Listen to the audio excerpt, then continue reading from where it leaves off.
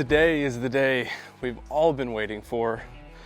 It's time for the old maiden voyage of the Cracker Stacker. We got the MoMarsh Fatboy DP here. We've done a lot to it so far. We've got nav lights, light bar, hydroturf, mud motor, trailer, upper deck on the trailer. There's a lot going on. We've been working really hard this summer and we're kind of in the final stages of the project. I mean, we don't have a whole lot else going on. It's maybe doing some stuff with the wheels, prettying some stuff up, but I would say at this point, once I get the cover brushed in, it's totally gonna be ready to hunt. So today, what we're gonna do is take it out to the lake and give it a good old rip and see what it's like. I did get the boat registered. I don't have numbers for it yet because they only gave me a temporary, so it seemed like the lady at the office didn't really quite know what was going on, but we're definitely legal. So we're gonna get this thing hooked up to the truck today, get to the lake, give it a rip. The old brown dog's coming with us. It's gonna be a great time, so stay tuned.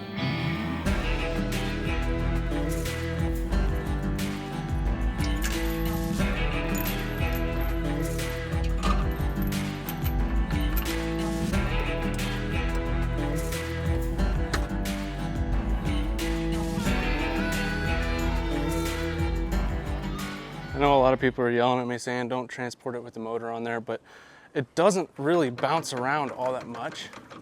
I mean, it rattles a little bit, but it doesn't like bounce and stress the fiberglass, it seems like, because it's strapped down on the bracket here. I've got a ratchet strap holding down the back end of the boat, and then here I've got the front end of the motor bungeed down. So, I mean, it's pretty rock solid. So there we go. We're hooked to the truck. Now let's go to the lake. Well, I should have taken a look at the wind forecast because it's just a little bit choppy out here. Not too bad. So there's a little spot right down here that I think will be good. So I won't be choppy for a little while, but hey, it's a good test for it. Just see how it handles the chop. We got a life jacket. We got Cora ready to go. We're gonna see if we can get this motor started and get on down the line here and give you guys a look at this thing. Man, this wind is gonna be killer.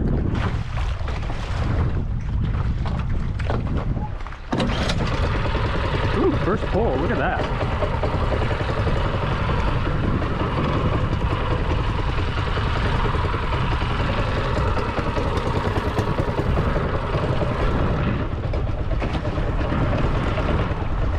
And we're off. Got Cora in here with me. We're sitting on the seat here, so we'll see how that works. I don't really want to stand up with this chop out here, but it seems like at least just idling it does pretty good. I mean, we're not going super fast, but definitely faster than I could kayak paddle. We'll open it up here in a minute. I've got an idea of what's probably going to happen, so we'll see. My guess is that when I throttle up, the front end's going to come up high and it's not going to plane out. So let's give her some gas.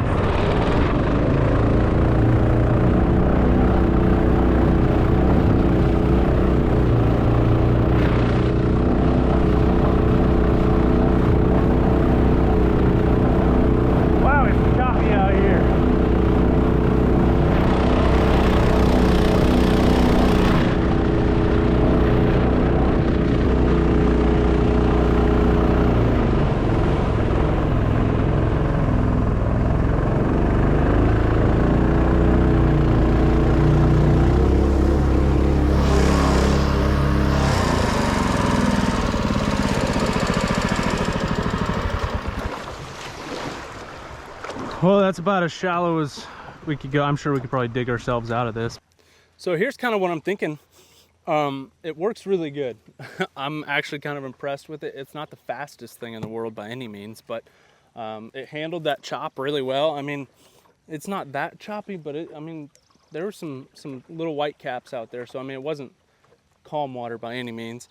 The motor seems to be doing a little bit of bogging down. I don't know if it's just old gas in there. I mean, I haven't ran this thing in about a year and a half now, so trying to get all that old gas out will be important. Feels good. The floor is kind of wobbly when I'm rolling over waves and stuff. Like, you can feel the floor kind of flex.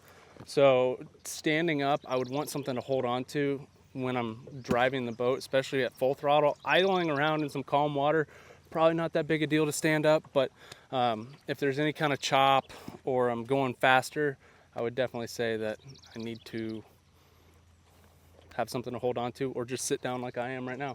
I'm just sitting on the chair that came with the boat, just slapped it across, sitting on that kind of crossbar where the door's attached, and it seems to work out really well for us. I think Cora is a fan of the boat, and I'm gonna set the camera up here and show you guys what it looks like from outside the boat.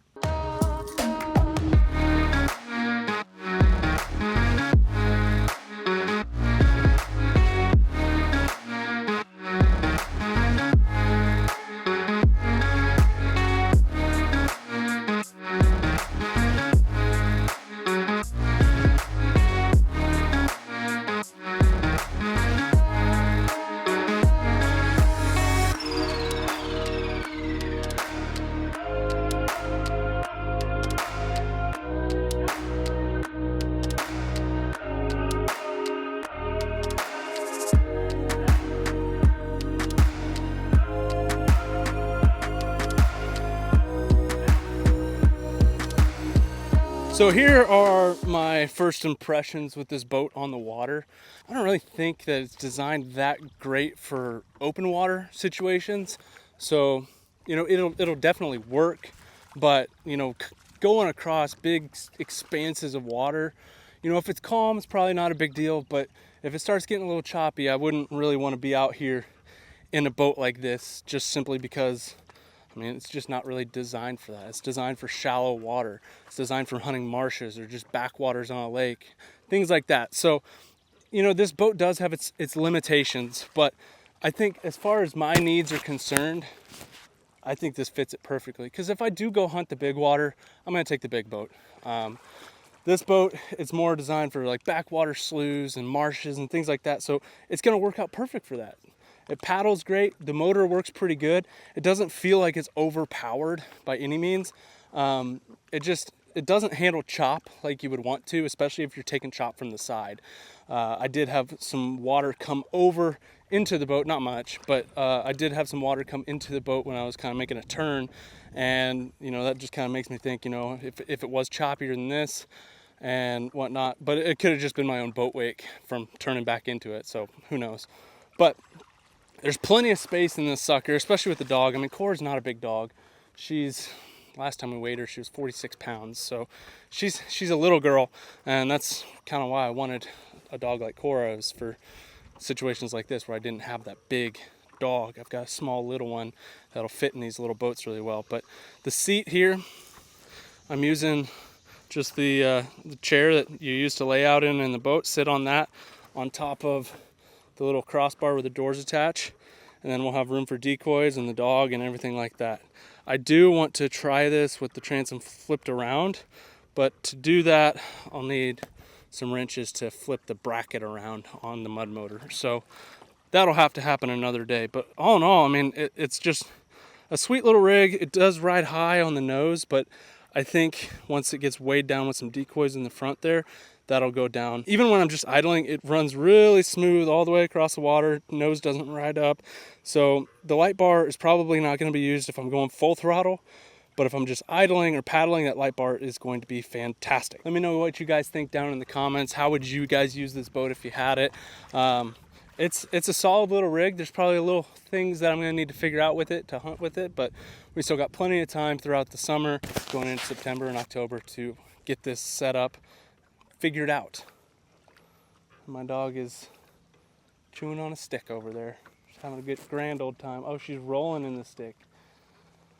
She likes to roll on dead things. It's kind of annoying. But guys, I think that's the boat. I mean, we put it out with the paddling early on in the series, and now we're testing it with the motor, and it runs really good. I think that motor fits this boat really well, and I think it's going to work out really well for us this year. Cora's liking this.